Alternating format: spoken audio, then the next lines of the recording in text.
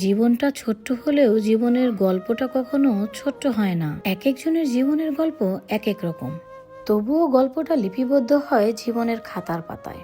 চাওয়া পাওয়ার হিসেব যতই আলাদা হোক না কেন, একটা জায়গায় সবার মিল খুঁজে পাওয়া যায়। চাওয়া পাওয়া আকাঙ্ক্ষা কখনো মন থেকে মুছে ফেলা যায় না। একটা চাহিদা পূরণ হতে না হতে আরেকটা চাহিদা জন্ম নেয়, কারণ চাহিদার তো শেষ নেই, আবার সব চাহিদা পূরণ হবারও নয়।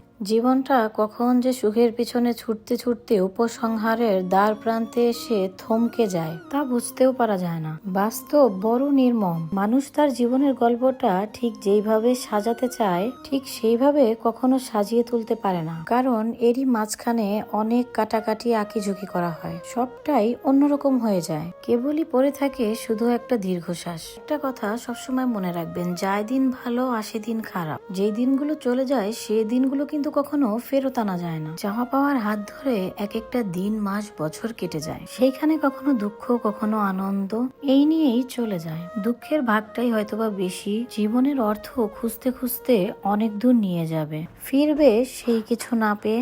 মাঝে মাঝে মনে হবে এই আকুল পাথরে আর কত হাবুডুবু খেতে হবে, তবুও বেঁচে থাকার নামই নাকি জীবন। আর এইভাবেই মানুষ হাঁটতে হাঁটতে এগিয়ে চলে মৃত্যুর উদ্দেশ্যে, আর যেটা আমাদের সবারই মূল ভবিষ্যৎ। দুনিয়াতে কেউই কারো নয়, এসেছি একা, যেতে হবেও একা। সবাইকেই মৃত্যুর স্বাদ গ্রহণ করতে হবে। দেখতে দেখতে এই বছরটাও ফুরিয়ে যাচ্ছে।